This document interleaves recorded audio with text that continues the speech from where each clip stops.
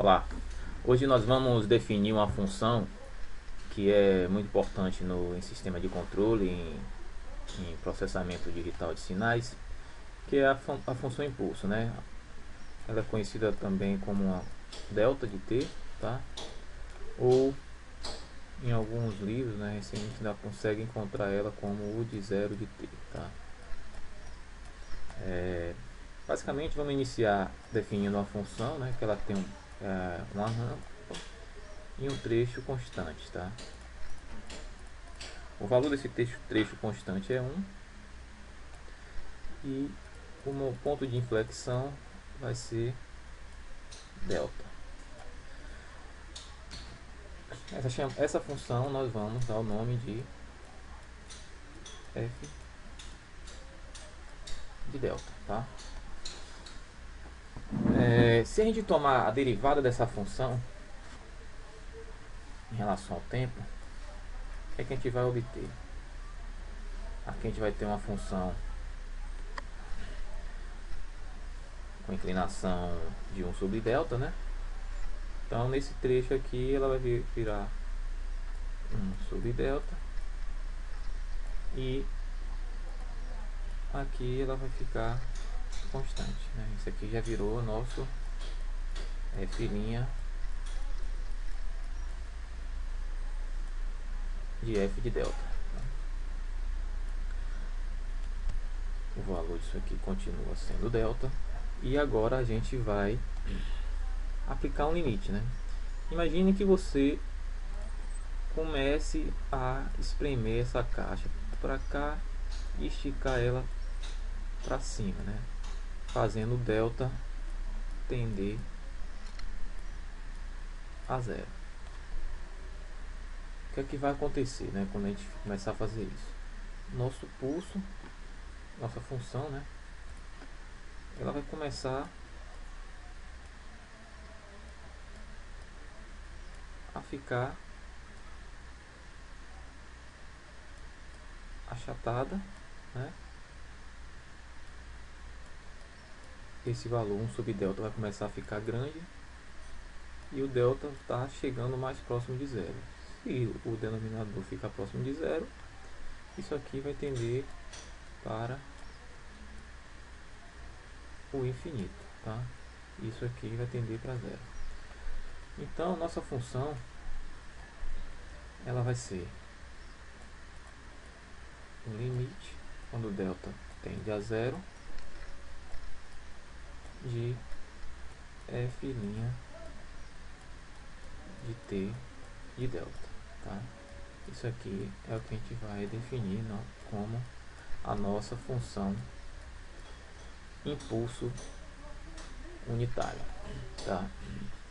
Como é que a gente representa isso graficamente? A gente vai ter uma função com amplitude muito alta, né?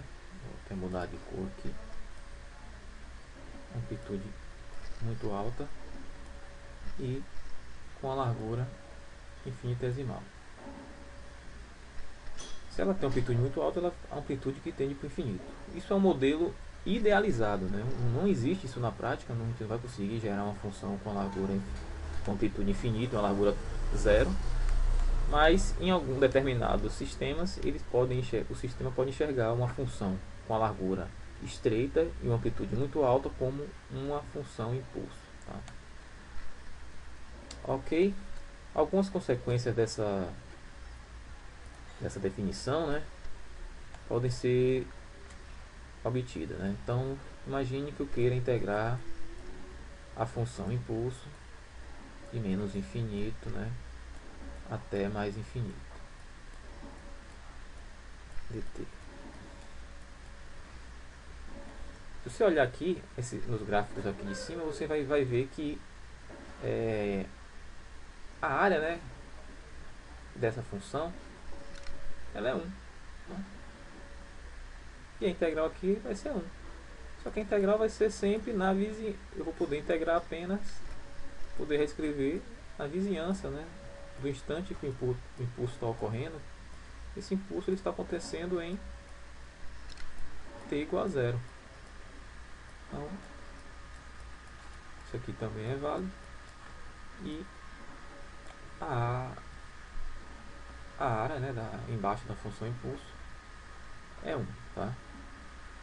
Uma outra consequência importante, né, é que se a gente quiser integrar uma função qualquer, f de t, com a função impulso,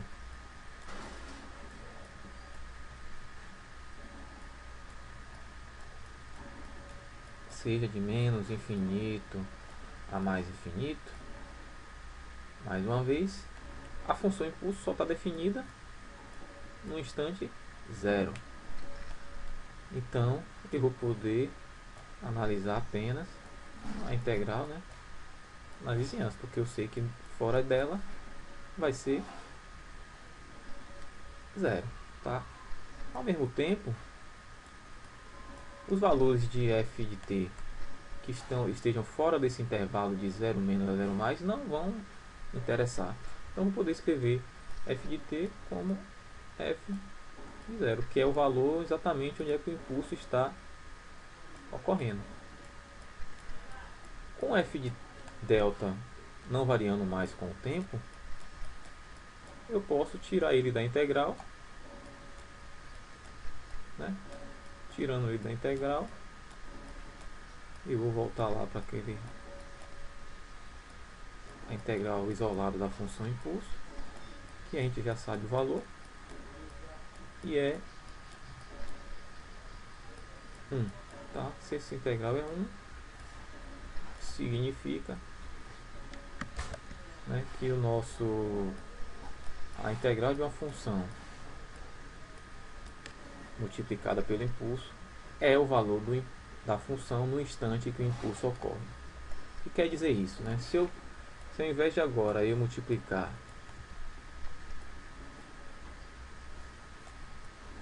um impulso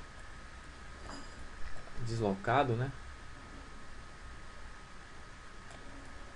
um deslocamento delta de menos infinito a mais infinito, eu vou ter, faltou colocar a função, né, f de t, eu vou ter como resultado, né, f de quem? F de tal, que é o instante que esse impulso está ocorrendo, né, o delta de tal, de t menos tal, é o impulso, né, atrasado de tal. Okay? Essa é a propriedade, né, da amostragem da função impulso. A gente vai ver nas aulas seguintes, né, que se a gente multiplicar uma função por um trem de impulso, a gente vai estar coletando a amostra, né, da função nos instantes em que os impulsos estão ocorrendo. Ok? Até a próxima. Como é que a gente poderia mostrar isso graficamente? Né? Imagine aqui que a gente tem uma função qualquer, tá? E tem um impulso ocorrendo em tal, um outro impulso ocorrendo em 2 tal, tá? E aqui a gente tem a nossa função, né, e os impulsos. O que aconteceria? Qual seria o resultado, né, da integral desses dois impulsos com a nossa função f de t? Como a gente viu que a integral de um impulso multiplicado por uma função é o valor da função no instante que o impulso ocorre, os impulsos estão ocorrendo nos instantes tal e nos instantes 2 tal, tá? O que isso vai acarretar? A nossa função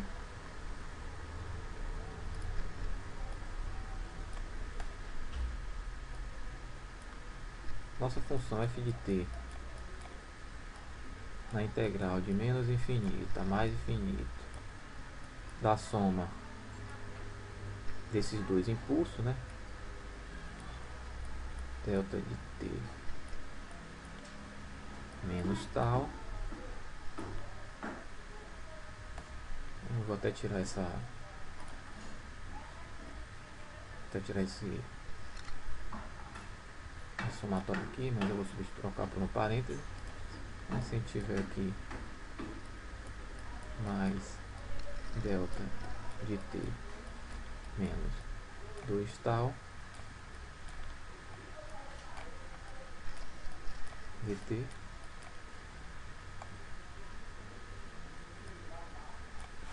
tá? É a integral de uma função por esse impulso, mais a integral da função por esse impulso. A gente viu que a integral de uma função por impulso vai ser a função no instante em que o impulso ocorre. Como são dois impulsos, né, a gente vai ter duas amostras. No instante 2 tal. Voltando aqui para o nosso gráfico, são dois pontos. Basicamente são dois instantes, o tal e o 2 tal. O que é que vai acontecer? A gente vai ter as amostras, né? A gente não vai ter mais o valor esses valores aqui. A gente vai ter apenas